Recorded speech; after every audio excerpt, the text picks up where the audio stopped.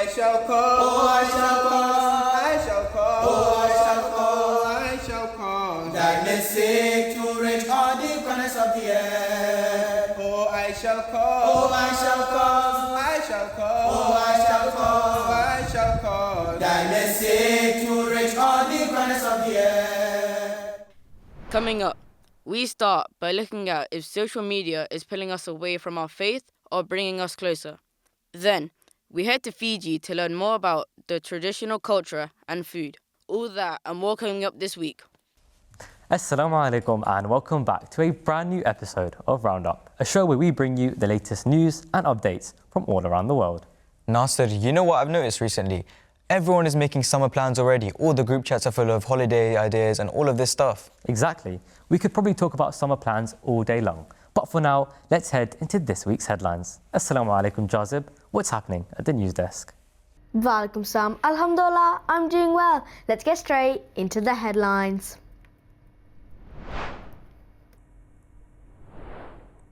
First up this week, there could be signs of progress between the US and Iran. The two countries have been involved in talks after tensions stayed high around the Strait of Hormuz, one of the busiest oil shipping routes in the world. Donald Trump said the talks had gone very well and claimed a deal could happen as soon as next week. But he also warned that military strikes could return if the talks do not work out. Iran says it is still looking over the latest proposal before giving an official response. And now, meet the robot monk. In South Korea, Gabby is a robot monk getting ready to join important Buddhist celebrations later this month. Gabby wears traditional robes and even bowed to monks at a ceremony in Seoul. The robot is also expected to appear at a lantern festival later this month alongside other robots. Imagine having surgery from the other side of the world. Doctors in China have used robot technology to help carry out an operation on a patient in Brazil, almost 18,000 kilometers away. The robots were shown at a giant tech event in China, alongside other futuristic inventions designed to help doctors. One of them is a tiny camera capsule that people can swallow to check their stomach from home in around 20 minutes. Experts think technology like this could change healthcare in a big way in the future. And if you're a fan of space, this next story might be for you. Spain is getting ready for one of the biggest sky shows in years, as millions of people are expected to travel there to watch a rare total solar eclipse. That's when the moon completely blocks out the sun, turning daytime dark for a short time. The event is expected to bring huge crowds of astro tourists to quiet towns and countrysides across Spain. Hotels are already filling up fast as people from around the world hope to catch a glimpse of this incredible moment. And last but not least, football fans had a lot to talk about this week. Arsenal have reached the Champions League final for only the second time in their history after beating Atletico Madrid, with Bukayo Saka scoring the winning goal in front of huge celebrations in London. Meanwhile, PSG also booked their place in the final after knocking out Bayern Munich. Now, the two teams will face each other later this month to decide who becomes champions of Europe. That's all from me at the news desk this week. Back to you, Nasser and Yasser. Bye. Jazakallah for those headlines. It's always important to stay up to date with what's going on around the world. Now we move to something that's part of all of our lives, whether we like it or not, social media. That's right. It's where we scroll, laugh, learn, and sometimes completely lose track of time. That's very true. But it also makes you wonder, Nasser, is social media actually helping us grow in our faith? Or is it slowly becoming a distraction, pulling our attention away from what truly matters? It's a big question, especially for us as young Muslims trying to find balance in a digital world. So let's explore it. Social media, a tool for good or a test of focus? Let's take a closer look.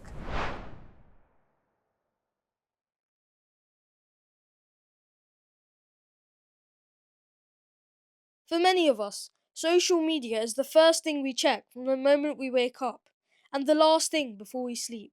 Recent statistics show that the average person spends around 2 to 3 hours a day on social media, and some people spend even longer. But as Muslims, especially as Ahmadis, we need to ask ourselves one important question. Is social media really helping our faith or distracting us from it? There's no denying it. Social media is powerful, but that's not the whole story. Social media has many benefits. It can remind us to pray, help us listen to Quran recitation, and connect us with the Jamaat and people around the world. It also helps spread the knowledge of Islam instantly. For Muslims, it has become a space for Islamic reminders, lectures, and charity campaigns. But with that power comes a challenge. Social media is designed to keep us scrolling, so it can also influence what we think and believe. However, if we're not careful, it can become a problem, sometimes at the cost of our time, focus, and even our prayer. Today, we often hear about the technological revolution that has taken place in recent decades. Yet, instead of propelling humanity forward, these modern technologies all too often drive people towards vice and corrupting forces. Unquestionably, the internet, social media, gaming, and other platforms are fueling a tide of immorality and misinformation. They are polluting minds and thrusting young people in the direction of depravity, indecency, and destructive addictions.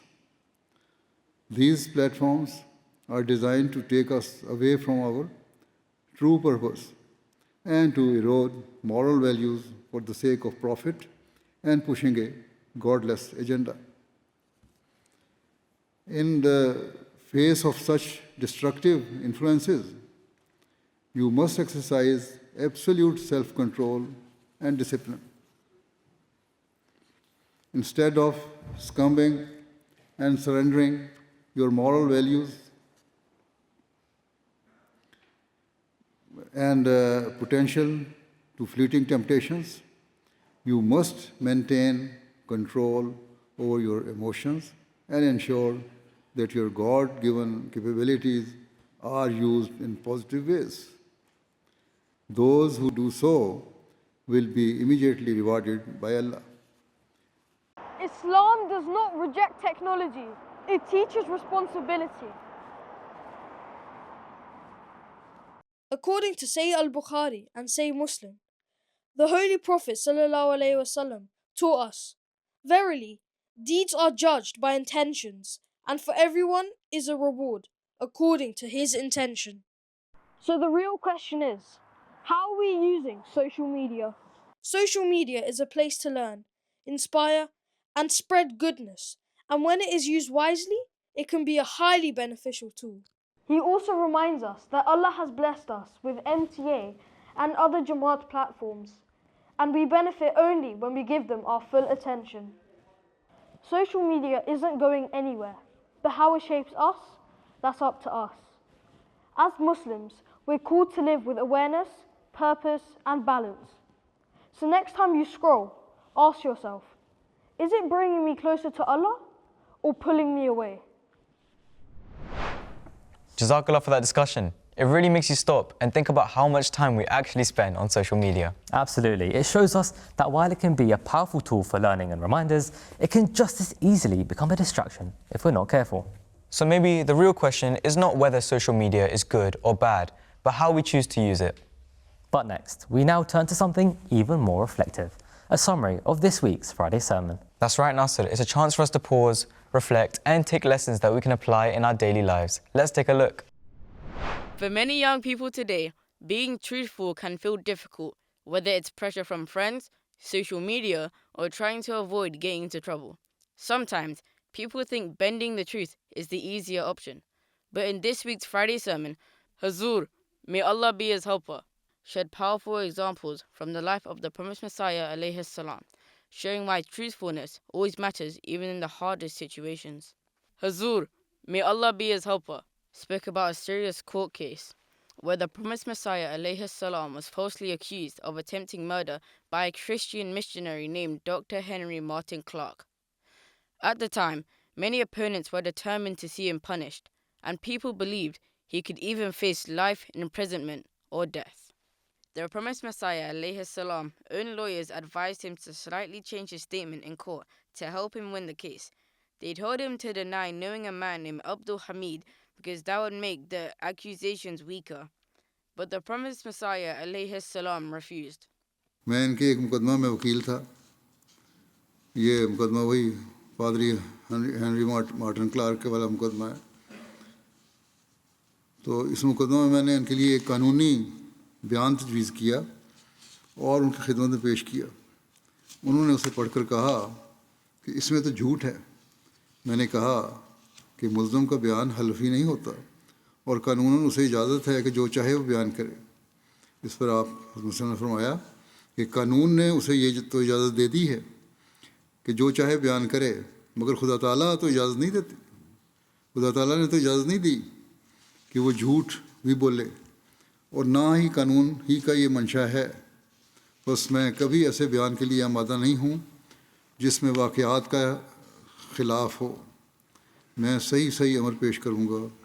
मौलवी साहब कहते थे, वकील साहब, कि मैंने कहा आप जानबूझकर अपने आप को बला में डालते हैं. इंसान ने फरमाया कि जानबूझकर बला में डालना ये है कि मैं कानूनी बयान देकर नाजायज़ फ़ायदा उठाने के लिए अपने खुदा को नाराज़ कर लूँ.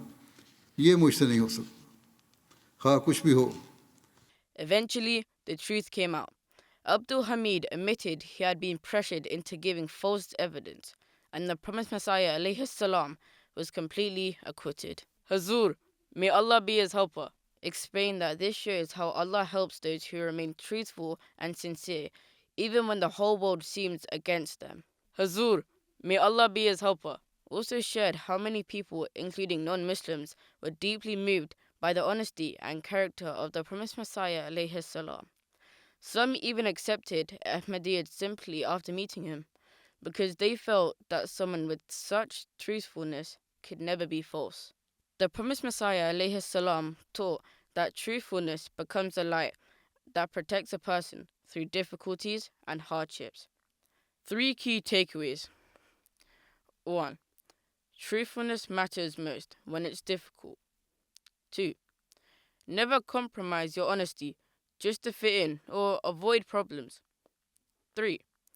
Allah helps and protects those who stay sincere and truthful. Jazakallah for that summary. As always, you can watch the full Friday sermon, which is available on the MTA Online 1 YouTube channel or on the MTA app, available in multiple languages.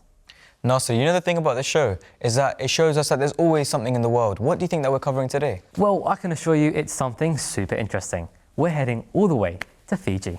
Fiji? That sounds like a paradise. What's going on there? Well, we're looking at a remote village where we'll be exploring its rich culture, traditional food, and the incredible people who bring it all to life. That sounds quite nice. I feel like we're about to learn something really special. Absolutely. So get ready and let's dive in.